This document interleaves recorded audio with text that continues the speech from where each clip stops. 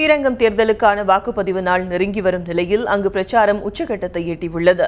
ஸ்ரீரங்கம் இடைத்தேர்தலில் போட்டியிடும் அதிமுக வேட்பாளர் வளர்மதியை வெற்றி பெறச் செய்வதற்காக நடைபெற்ற ஆலோசனைக் கூட்டத்தில் முதலமைச்சர் ஓ பன்னீர்செல்வம் கலந்து கொண்டு பிரச்சாரத்தை முடுக்கிவிட்டுள்ளார். தமிழக அமைச்சர்கள், எம்பிக்கள் மற்றும் எம்எல்ஏக்கள் உள்ளிட்ட முக்கிய பிரமுகர்கள் ஸ்ரீரங்கத்தில் வீதி வீதியாக சென்று பிரச்சாரத்தில் ஈடுபட்டுள்ளனர்.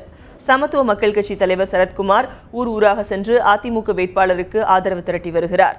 திமுக வேட்பாளர் ஆனந்துக்கு ஆதரவாக திமுக மகளிர் அணி செயலாளரும் மாநிலங்களவை உறுப்பினருமான கனிமொழி, மணிகண்டம், அந்தநல்லூர் ஒன்றியங்களில் பிரச்சாரம் மேற்கொண்டார்.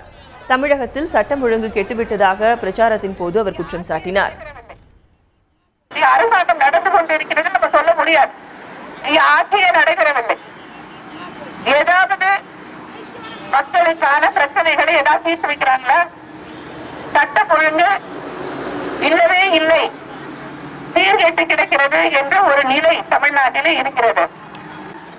வெளியில போக வேண்டாம், வீட்டுக்குள்ளேயே தைரியமா இருக்க முடியுதா? எவ்வளவு கொலைகள்!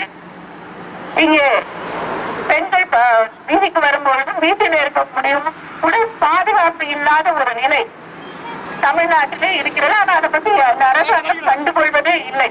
அந்தநல்லூர் ஒன்றியத்துக்கு உட்பட்ட முத்தரசநல்லூர், திருச்செந்துறை, ஜியாபுரம் ஆகிய பகுதிகளில் பாஜக வேட்பாளர் சுப்பிரமணியம் பிரச்சாரம் செய்தார். கட்சி தொண்டர்களுடன் வீடு வீடாக சென்ற அவர் வயதில் மூத்தவர்களின் காலில் விழுந்து வணங்கி வாக்கு கேட்டார்.